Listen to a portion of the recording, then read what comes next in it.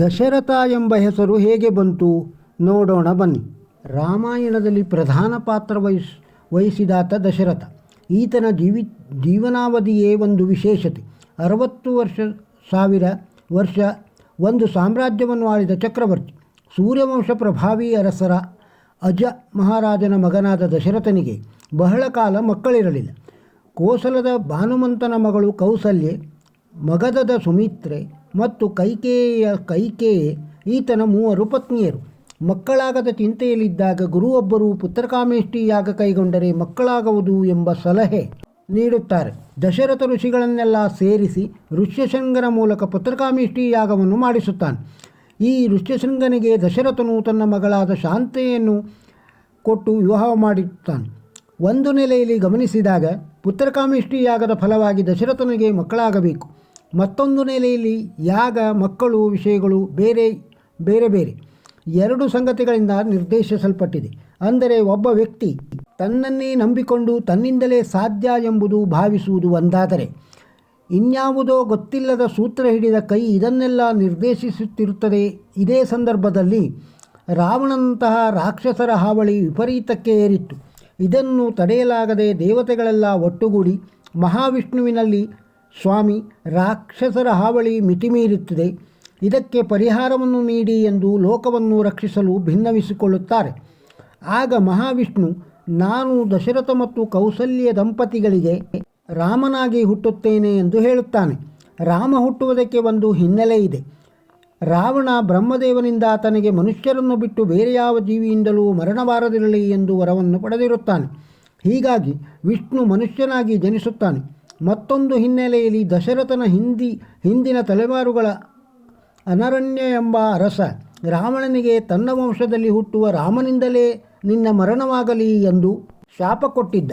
ಇಂತಹ ಹಿನ್ನೆಲೆಗಳನ್ನು ಗ್ರಹಿಸಿ ದಶರಥ ಪುತ್ರಕಾಮೇಷ್ಟಿ ಯಾಗ ಮಾಡಿಸಿ ಮಕ್ಕಳನ್ನು ಪಡೆಯುವ ಅನಿವಾರ್ಯಕ್ಕೆ ಮತ್ತೊಂದು ಮುನಿಯ ಶಾಪವೂ ಕೂಡ ಎದುರಾಗುತ್ತದೆ. ಒಮ್ಮೆ ರಾತ್ರಿ ವೇಳೆಯಲ್ಲಿ ದಶರಥ ಬೇಟೆಗೆ ಹೋಗಿರುತ್ತಾನೆ. ಸರಾಯು ಎಂಬ ನದಿಯ ತೀರದಲ್ಲಿ ಆಯುಧ ಹಿಡಿದುಕೊಂಡು ಕುಳಿತಿರುವಾಗ ದೂರದಲ್ಲಿ ಗುಳುಗುಳು ಎಂಬ ಶಬ್ದ ಕೇಳಿಸುತ್ತದೆ. ಇದು ಆನೆಯ ಶಬ್ದ, ಬಹುಶಃ ನೀರು ಕುಡಿಯುತ್ತಿರಬಹುದು ಎಂದು ಊಹಿಸಿ ಬಾಣಪ್ರಯೋಗ ಮಾಡುತ್ತಾನೆ.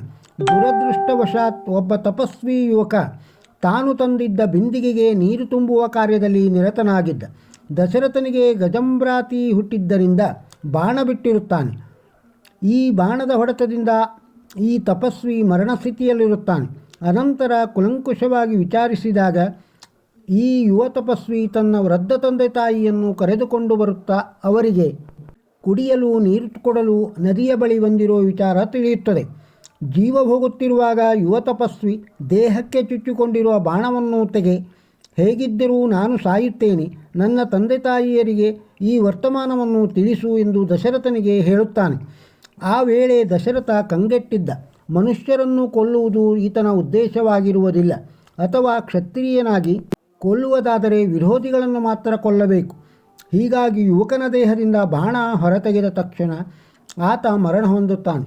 ಅನಂತರ ದಶರಥ ವೃದ್ಧರ ಬಳಿ ತೆರಳಿದಾಗ ಅವರು ಕುರುಡರಾಗಿರುವುದನ್ನು ಗಮನಿಸುತ್ತಾನೆ.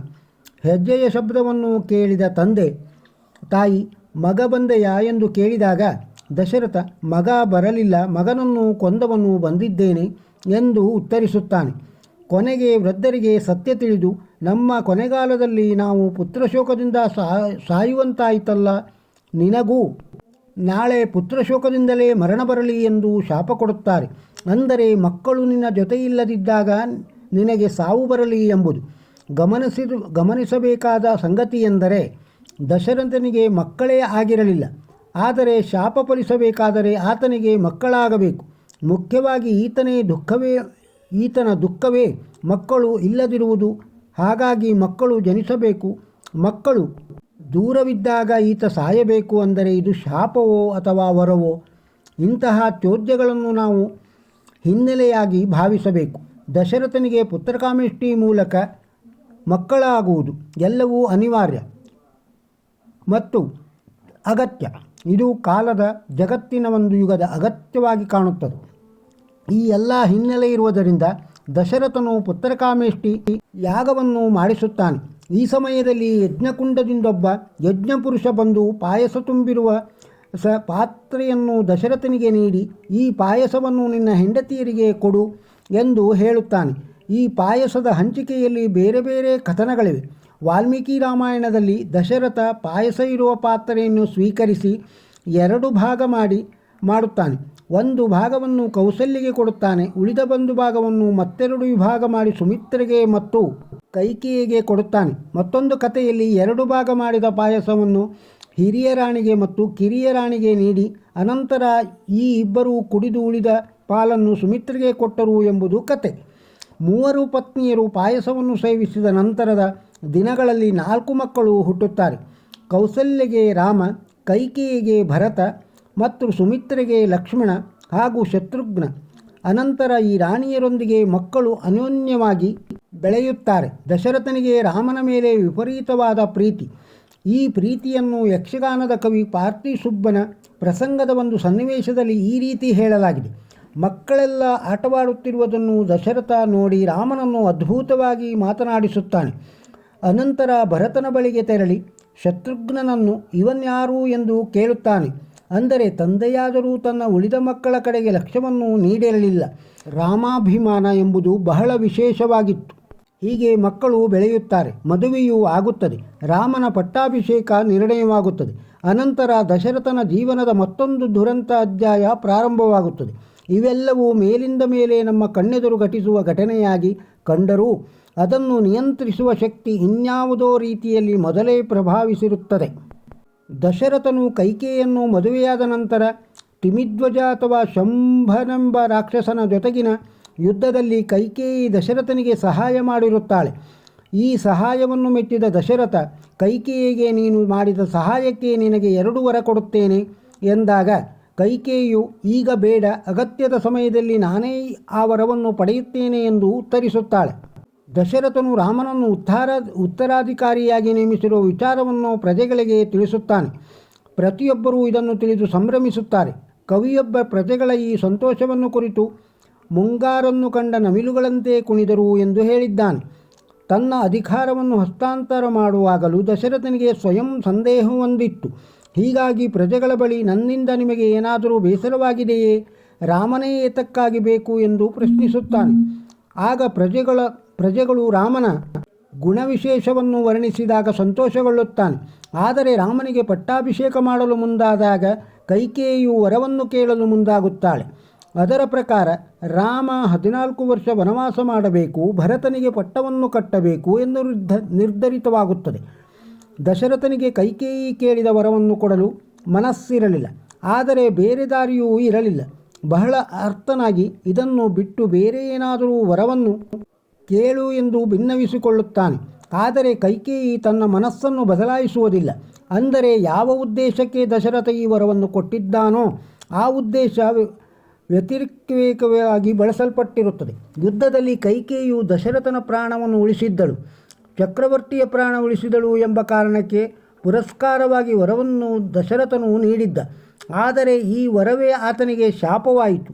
ಮುನಿಯ ಶಾಪ ಮತ್ತು ರಾಮನ ಮೇಲಿನ ಅಪರಿಮಿತವಾದ ಪ್ರೀತಿ ಇವೆರಡೂ ದಶರಥನ ಮರಣಕ್ಕೆ ಕಾರಣವಾದ ಸಂಗತಿಗಳು.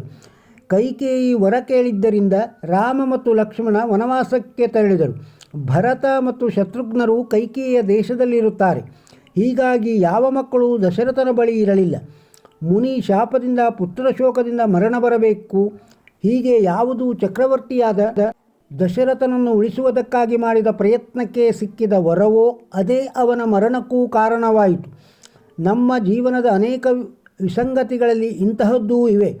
ದಶರಥ ಸುದೀರ್ಘವಾಗಿ ಬದುಕಿ ಮಕ್ಕಳಿಗಾಗಿ ಹಂಬಲಿಸಿ ಶಾಪವನ್ನೇ ವರವನ್ನಾಗಿಸಿಕೊಂಡು 4 ಮಕ್ಕಳನ್ನು ಪಡೆದು ಚಾರಿತ್ರಿಕವಾಗಿ ಒಂದು ವ್ಯಕ್ತಿತ್ವವನ್ನು ಸ್ಥಾಪಿಸಿ ತಾನು ಕೊಟ್ಟ ವರವನ್ನು ಕಾರಣಕ್ಕೆ ಮರಣ ಹೊಂದುವ ಸನ್ನಿವೇಶ ಎದುರಾಗುತ್ತದೆ. ರಾಮಾಯಣದಲ್ಲಿ ಮತ್ತೊಂದು ಕಡೆ ದಶರಥ ಕಾಣಿಸಿಕೊಳ್ಳುತ್ತಾನೆ.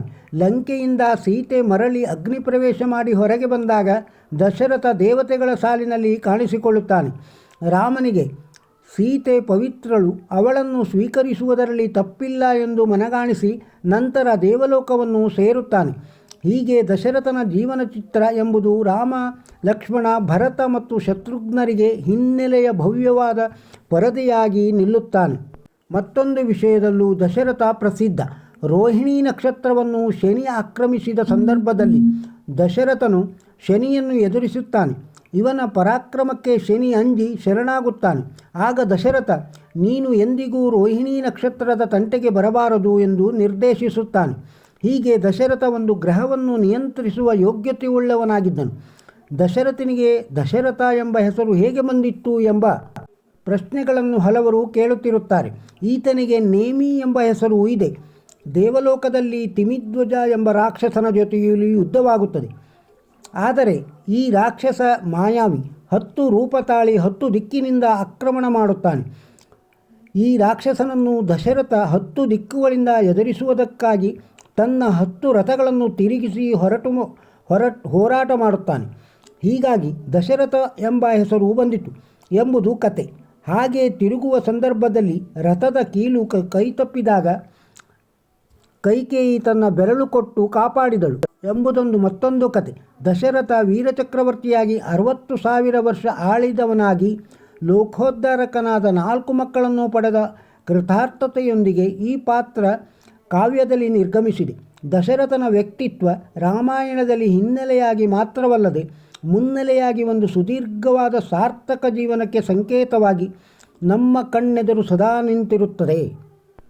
ಈ ಕತೆ ನಿಮಗೆ ಇಷ್ಟವಾಗಿದ್ದರೆ ಒಂದು ಲೈಕ್ ಕೊಡಿ. ಇದನ್ನು ಇತರರಿಗೂ ಶೇರ್ ಮಾಡಿ. ನಮ್ಮ ಚಾನಲ್ಗೆ ಸಬ್ಸ್ಕ್ರೈಬ್ ಆಗದೇ ಇದ್ದರೆ ಸಬ್ಸ್ಕ್ರೈಬ್ ಆಗಿ. ಮತ್ತೊಂದು ವಿಡಿಯೋದೊಂದಿಗೆ ನಾಳೆ ಸಿಗೋಣ. ನಮಸ್ಕಾರ.